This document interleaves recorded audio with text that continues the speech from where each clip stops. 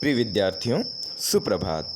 मैं शालिग्राम तिवारी, प्रशिक्षित स्नातक शिक्षक हिंदी, केंद्रीय विद्यालय राजगीर से आप सभी के समक्ष कक्षा 9वीं हिंदी की पाठ्यक्रम क्षितिज से पद्य खंड के अंतर्गत रसखान के सवैये नामक काव्य पाठ लेकर उपस्थित हूँ। आइए सर्वप्रथम हम सभी हिंदी साहित्य के स्वर्ण युग अर्थात भक्ति काल से सगुण भक्ति शाखा में कृष्ण भक्त कवि रसखान जी का जीवन परिचय प्राप्त करते हैं। रसखान जी का जन्म सन 1548 में हुआ माना जाता है। उनका वास्तविक नाम सैयद इब्राहिम था और वे दिल्ली के आसपास के रहने वाले पठान सरदारों में प्रमुख थे। कृष्ण भक्ति ने उनके जीवन में ऐसी छाप छोड़ी कि उससे मुग्ध होकर उन्होंने गोस्वामी विठलनाथ जी से दीक्षा ली और ब्रजभूमि में जाकर निवास करने लगे, जहां उन्होंने अपने काव्य से जनमानस में अमिट छाप। 1628 के लगभग हिंदी साहित्य गगन के इस दैदीप्यमान दूसरे सूर्य का देहावसान हुआ। सुजान रसखान प्रेम वाटिका और रसखान रचनावली के नाम से उनकी रचनाओं का संग्रह में प्राप्त होता है। कृष्ण भक्त कवियों में प्रमुख स्थान रखने वाले रसखान जी की अनुरक्ति न केवल कृष्ण के बाल सौंदर्य के प्रति प्रकट हुई है, बल्कि कृष्ण भूमि के प्रति भी उनका अनन्य अनुराग देखते ही बनता है। उनके काव्य में कृष्ण की रूप माधुरी, ब्रज महिमा, राधा कृष्ण की प्रेम लीलाओं का मनोहर वर्णन मिलता है। अर्थात कृष्ण के जीवन से संबंधित प्रत्येक छोटी बड़ी घटनाओं एवं वस्तुओं ने उनके जीवन को भक्ति और आनंद से सराबोर कर दिया। वे अपनी प्रेम की तन्मयता, भाव विह्वलता और आसक्ति के उल्लास के लिए जितने अधिक प्रसिद्ध हैं, उतने ही अपने भाषागत मार्मिक प्रयोग, शब्द चयन योजना तथा व्यंजनात्मक शैली के लिए भी प्रसिद्ध हैं। उनके यहाँ ब्रज भाषा का अत्यंत सरस और मनोरम प्रयोग मिलता है, जिसमें शब्द आडंबर का जरा भी स्थान नहीं है। अर्थात रसखान जी ने अपने हृदय से भक्तिपरक भावों को अपनी रचनाओं में स्थान दिया है। आइए हम सभी उनके द्वारा रचित सवैये का आनंद लेते हैं।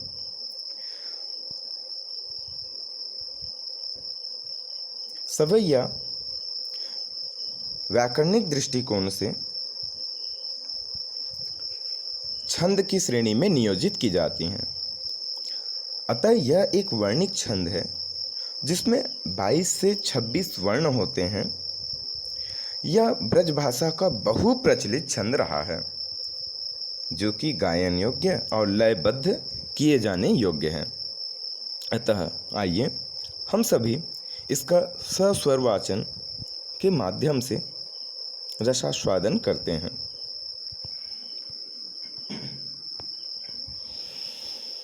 मानुष हो तो वही रस खान, बसा ब्रज गोकुल गाँव के ग्वारन। जो पशु हो तो कहाँ बस मेरो चरौनी, नंद की धेनु मझारन। जो बस हो तो कहाँ बस मेरो चरौनी, नंद की धेनु मझारन। पाहन हो तो वही गिरी को, जो कियो हरि छत्र पुरंदर धारन। जो खग हो तो बसेरु करो मिली, कालिंदी कुल कदम्ब किनारन। जो खग हो तो बसेरु करो मिली, कालिंदी कुल कदम्ब किनारन। प्रस्तुत काव्य पंक्तियाँ जो व्याकरणिक नज़रिए से सवैये छंद के अंतर्गत आते हैं। आपकी पाठ्य पुस्तक क्षितिज में संकलित पाठ सवैये से अवतरित है, जिसके कवि भक्तिकाल के अमर गायक और हिंदी साहित्य आकाश में द्वितीय सूर्य के रूप में प्रखर कवि रसखान जी हैं। प्रस्तुत पद्य में रसखान जी ने पुनर्जन्म में विश्वास व्यक्त किया है और अगले जन्म में श्री कृष्ण की जन्मभूमि ब्रज के आसपास ही जन्म प्राप्त करने और उनके समीप ही रहने की कामना व्यक्त की है। अतः प्रस्तुत पद की व्याख्या से पूर्व हम कुछ कठिन शब्दावली से अवगत हो जाते हैं। मानुष अर्थात मनुष्य, बसां मतलब निवास करना, रहना, ग्वारन अर्थात ग्वाल बाल जो कृष्ण जी के सखा थे,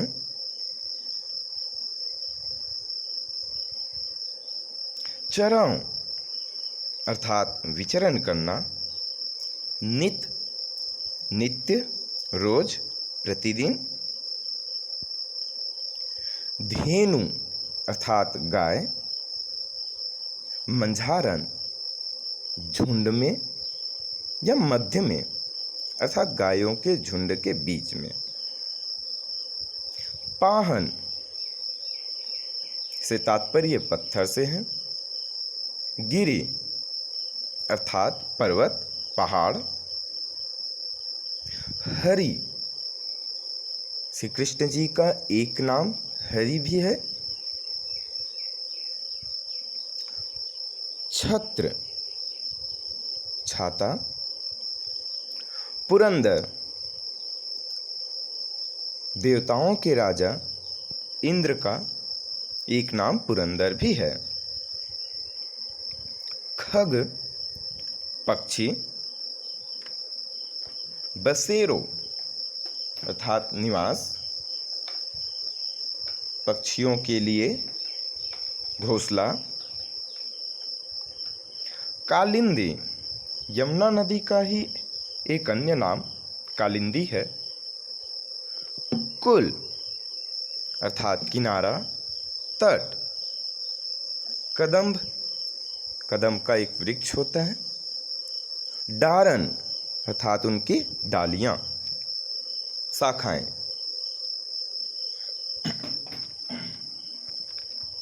आइए हम सभी अब इसके व्याख्या खंड की ओर चलते हैं।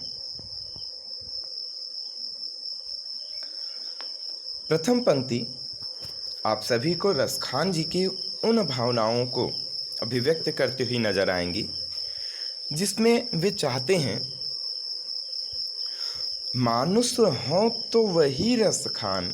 रसखान जी ईश्वर से यही प्रार्थना कर रहे हैं कि हे प्रभु, यदि मेरा पुनर्जन्म होता है और मुझे मनुष्य का शरीर प्राप्त होता है तो बसां मिली गोकुल गांव के ग्वारन अर्थात मुझे रहने का सौभाग्य वहीं मिले।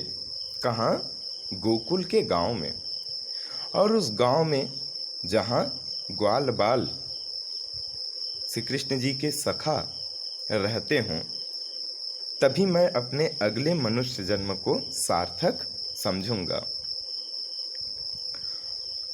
आगे दूसरी पंक्ति में रसखान जी अपने भावों को और गहराई से व्यक्त करते हुए दर्शाते हैं कि हे ईश्वर, जो पशु हों अर्थात उन्होंने ईश्वर से अकिंचन की भांति निवेदन किया है कि हो सकता है मनुष्य के रूप में मेरा कार्य उतना अधिक श्रेष्ठ ना रहा हो जिसके कारण मुझे पुनर्जन्म के रूप में मनुष्य का ही जन्म मिले, यह तय नहीं है। तब निश्चित ही मुझे पशु के रूप में जन्म लेना पड़ सकता है। तो कहाँ बस मेरो, तब उसमें, उस स्थिति में मेरा जरा भी वश नहीं रहेगा। फिर भी मैं यही निवेदन करना चाहूँगा कि मुझे अगले जन्म में यदि पशु का जन्म प्राप्त होता है तो चरौनित मैं रोज विचरण करना चाहूँगा, नित्य घूमना चाहूँगा। कहाँ? नंद की धेनु मंझारन। नंद बाबा जो श्री कृष्ण के पालक पिता हैं, उनके गैयों के झुंड के बीच में ही मैं रहना चाहूँगा, उन्हीं के साथ विचरण करना चाहूँगा। क्यों? क्योंकि इस झुंड के चरवाहे के रूप में वही सांवला कृष्ण बांसुरी बजाता कांबल ओढ़े नजर आएंगे। तृतीय पंक्ति में रसखान जी अपने भावों को व्यक्त करते हुए कहते हैं, हे ईश्वर, पाहन हों तो वही गिरी को। कहते हैं कि यदि मुझे मनुष्य और पशु के समान चलायमान श्रेणी में जन्म यदि ना भी मिले तो यह तय हो जाएगा कि मुझे जड़ पदार्थ के रूप में जन्म लेना पड़ सकता है। तब भी हे ईश्वर, यदि मुझे पत्थर की श्रेणी भी प्राप्त होती है अगले जन्म में, तो मैं वही पहाड़ पर्वत का हिस्सा बनना चाहूँगा जो कियो हरि छत्र, जिसे हरि ने, श्री कृष्ण ने छाते के समान पुरंदर धारण इंद्र के अभिमान को चूर करने के लिए अपनी उंगली पर धारण कर लिया था। कहा जाता है कि वर्षा के देवता और देवताओं का राजा इंद्र की पूजा श्री कृष्ण ने रोककर प्रकृति पूजा के लिए सुझाव दिया, जिससे वो कुपित होकर सभी ब्रजवासियों को अपने प्रलयंकारी बादलों की वर्षा से डुबाकर मिटा देना चाहा। परंतु अपने आश्रित रहने वाले गोकुलवासियों को श्री कृष्ण ने गोवर्धन पर्वत को अपनी उंगली पर धारण कर छत्र के समान प्रयोग में लाकर सबकी रक्षा की। आइए अंतिम पंक्ति में रसखान जी के मनोभावों को और अधिक गहराई से समझने का प्रयास करते हैं। रसखान जी कहते हैं कि हे ईश्वर, जो खग हों तो बसेरो करो, यदि मुझे पक्षी के रूप में भी जन्म प्राप्त होता है तो मुझे निवास करने का सौभाग्य मिले। कहाँ? मिली कालिंदी कुल, यमुना नदी का किनारा तट ही मिले। क्यों? क्योंकि वहाँ कदम्ब की डारन, कदम वृक्ष के डालियों में से कृष्ण अपने बाल सखाओं के साथ झूला झूलते हुए नजर आएंगे। तो इन सभी परिस्थितियों में रसखान जी चाहते हैं कि श्री कृष्ण के चरण रज कहीं भी किसी भी परिस्थितियों में ब्रजभूमि के आसपास रहने से प्राप्त हो जाएगा और प्रत्येक जन्म सार्थक बन पड़ेगा। प्रिय विद्यार्थियों, आइए अब हम इस व्याख्या के पश्चात काव्यगत सौंदर्य से परिचित होते हैं।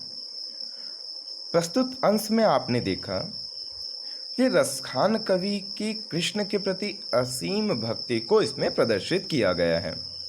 उनकी भक्ति इतनी उत्कट है कि वह अगले जन्म में भी श्री कृष्ण के ही समीप रहना चाहते हैं। ब्रज भाषा का सुंदर प्रयोग देखते ही बनता है। श्री कृष्ण के जन्म से ही ब्रजभाषा जुड़ी हुई है, मुक्तक शैली का सुंदर समायोजन किया गया है। शांत रस और भक्ति, जिसे 11वें रस के रूप में स्वीकार किया जाता है, दोनों का सुंदर संतुलन स्थापित किया गया है। सवैया छंद, जिसका परिचय प्रारंभ में ही आपने प्राप्त किया, का भी सुंदर लयबद्ध गायन युक्त पदों में इसका समायोजन है। अलंकार के रूप में कालिंदी कुल कदम्ब की डारन में क वर्ण की आवृत्ति बार बार होने से अनुप्रास अलंकार की छटा देखने को मिलती है। प्रसाद गुण प्रस्तुत पदों में आपको देखने को मिला। अधिकांशतः शांत एवं भक्तिपरक रचनाओं में प्रसाद गुण दिखाई पड़ते हैं। धन्यवाद प्रिय विद्यार्थियों। अगले कालांश में प्रस्तुत सवैयों के अन्य पदों की व्याख्या विस्तृत रूप से की जाएंगी।